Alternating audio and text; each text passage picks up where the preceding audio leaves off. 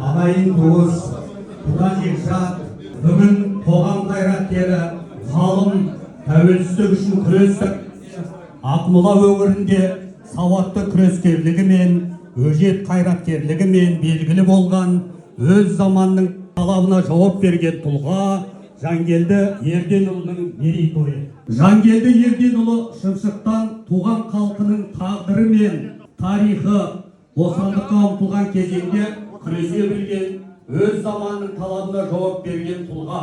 Ол 1951 жылдың 7 сәуірінде Ақмола өңірінің қасиетті топырағында бұрынғы Балқашин, бүгінгі Сандықтау ауданына қарасты Жыланды ауылында дүниеге келді. Балалық шағы Атбасар ауданының Алғабас ауылында өтті.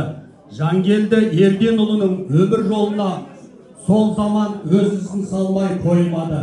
Кеңестік кезеңде ұлттық болмыстың түрлі өзгерістерге ұшырағанын, оның өз есімінің құжатқа бұрмаланып жазылуынан көруге болады. Әке көрген оқ жонар, шеше көрген томпішер демекші, білімге деген ұмтылыс оны үлкен жолға бастады.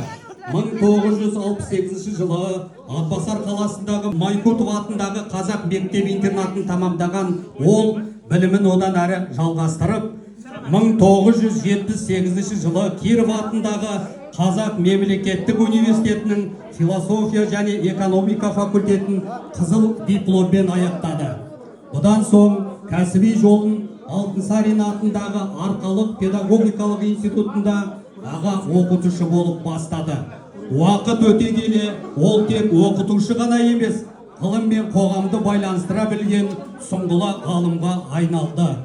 Петербургте микроэкономика, Алматыда макроэкономика бағыттары бойынша білімін жетілдіруі оның үнемі ізденісте болғанын көрсетеді. Жасөспірім шағында қолына күрек пен айыр ұстаған бала есейе келе өмірдің әр саласында да сол еңбекқорлығынан нәтиже шығара білетіні ақиқат. Жангелдің әскери борышын өтеп келгеннен кейін Алматыдағы құрылыс комбинатында бетоншы болып жұмыс істеуі оның еңбектен қашпайтын, кез келген істі адал атқаруға дайын азамат екенін айқын көрсетті. Бұл кезең оның шыдамын, физикалық және рухани төзімділігін одан әрі шыңдады.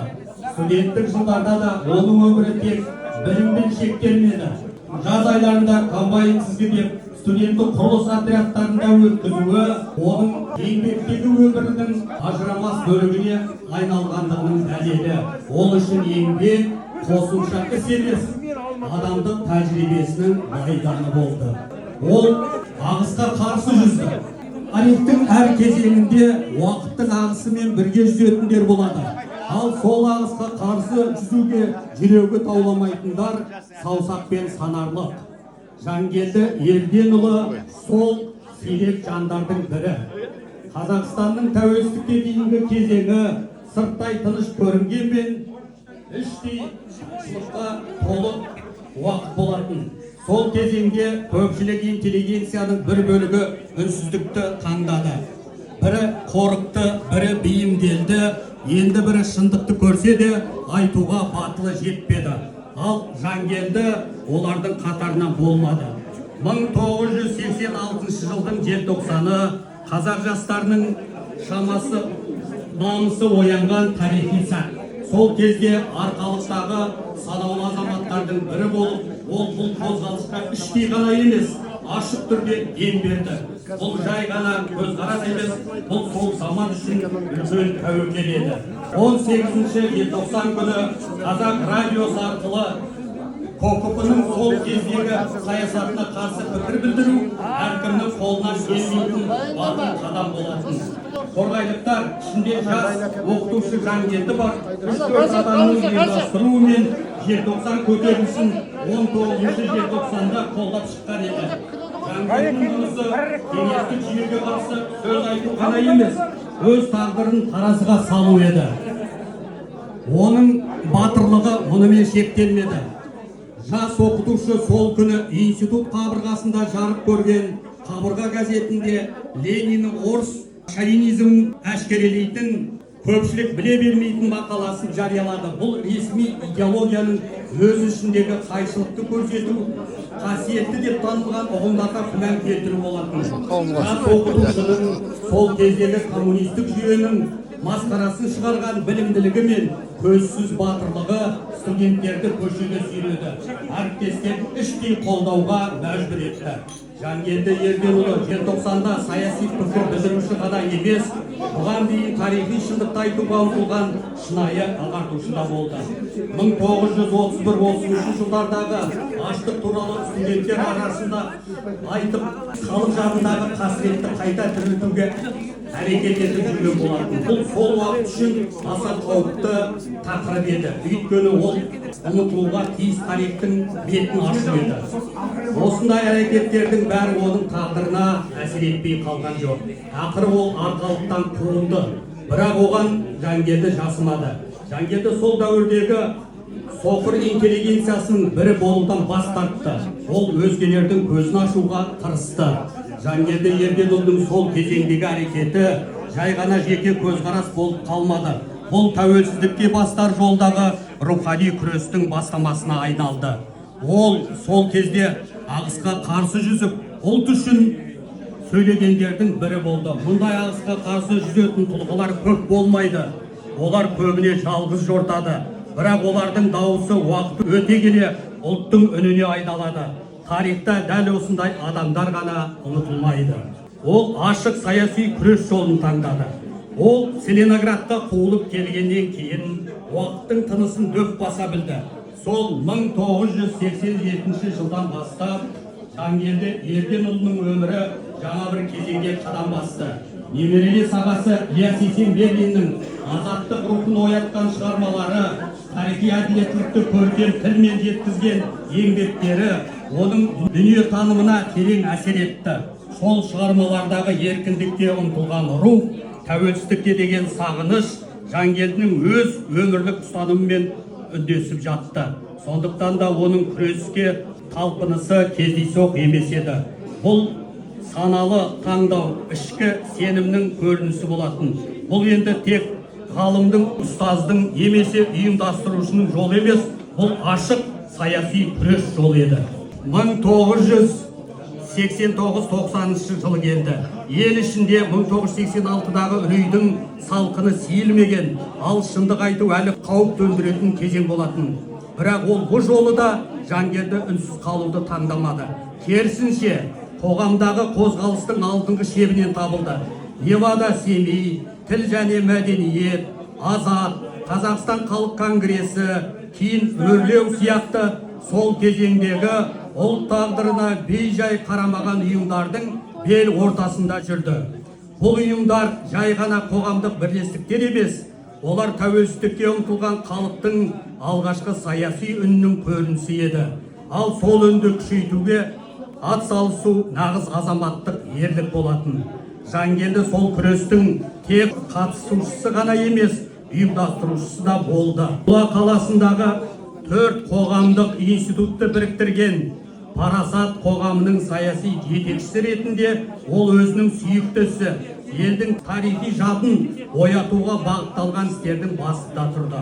Ақмолада 1990 жылдан 93 жылға дейін желтоқсан көтерілісіне арналған митингілерді ұйымдастыруы, оның сол тарихи оқиғаға деген құрметі ғана емес, оны ұлт санасында мәңгі қалдыруға деген ересен әрекеті еді.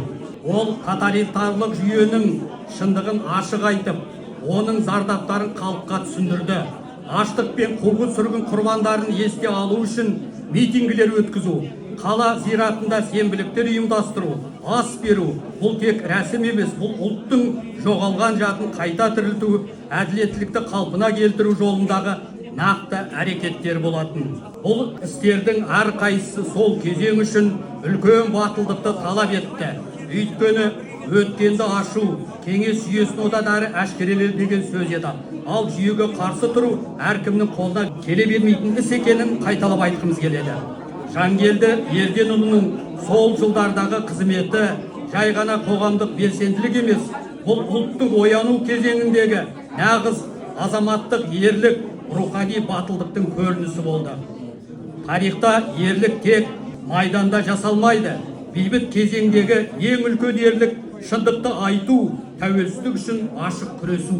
Ол мықты ұйымдастырушы да болды. Ұйымдастырушы болу мінберден шешен сөйлеу ғана емес.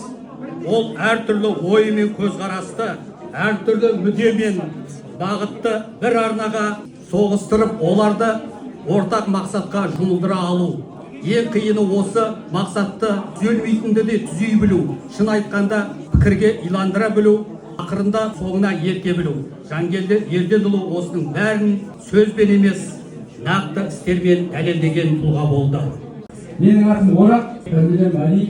Сонау 1973 жылдан бері бірге келатырмыз. Қазақ мемлекеттік университетінің философия экономия факультетін бітіріп, сонда оқытушылықты бастаған кезім еді. Сол кездері осында Жәкеңде мынау біраз жыл жұмыс жасап оқуға түсті. Сол бірінші курс студенттік кезінен білем. Мен сол университетте 25 жыл қызмет атқардым. Менің көз алдымда осы Жангелді мамандық алды. Жәкең өзі тумысында алғыр екендігін, талантын, дарын екендігін сол жерден бастап көрсете бастады. Сөйтіп Жәкең университетті жақсы бітірді. Кейін ғылыммен айналыс деп мен кеңес бердім. Ғылыми тақырыбы енді терең тақырып болды. Мынау қазіргі біз конкуренция дейміз, бәсекелестік теориясы бар экономикалық ғылымда. Сол кезде осы рынок экономикаға көшетінімізді білгендей, осы тақырыпты алып, аспирантурада оқып, әлгі тақырыбы күрделі тақырып болды. Енді ғылыми жетекшісін Қазбек Әжгерейұлы деген Мырзаболат деген ағамыз болды. Біздің кафедра меңгерушісінің орынбасары және жетекшісі. Ол кісі енді шын айтқанда марқұм ағамыз былайша жақсы адам, керемет адам. Бірақ мына ғылыми мәселеге келген кезде кейде шәкірттер алға түсіп кетсе, немесе біліктілігін көрсетіп жатса, үлкен жасына қарамай сол кісі бір қызғаншылық танытатын. Соған мен түсінбейтін едім. Ол өзінің ғылыми жетекшісі болатын болса, шәкірті өзінен озып тұрса, неге қуанбасқа? Содан күндердің күнінде біздің Жәкең диссертациясын бітірді. 84 жылы бітірді диссертациясын. Содан біздің кафедрада жаңағы талдау жүріп жатыр, талқылауға түсіп жатыр. Ана ғылыми жетекшілері көре алмай, содан әлгі келіп мына ғылыми жетекшілердің барлығы өзінің шәкірттерінен ашуын алады. Содан қысқасы былай болды. Диссертация кафедрада отырмыз, үлкен академиямыз бар, Әубәкіров деген. Содан барлығымыз отырмыз. Кімнің диссертациясы жатыр, 3 данасы талқыланып жатыр. Жеме-жемге келгенде былай болды. Мынау тақырыбың қазір жағдайда бізге онша қажет жоқ. Бұл Әлиевшина деді де, мынадай диссертация ғой. Ұзын стол алтта. Жангелді ана жақта тұрған, мына жақта отырған ғылыми жетекшісі алтта лақтырды былай. Диссертация келе жатыр бүйтіп былай. Келіп тұр. Кәдімгі Жангелдің алдына келіп тоқтады. Мына жерде мен отырмын, бір-бірімізге қараймыз. Әңгіме белгілі болды. Жабық деген сөз. Бітті, қайда барсаң онда бар, кете бер. Саған жол жоқ деді. Міне 84 жылы. Қандай керемет теория жасады.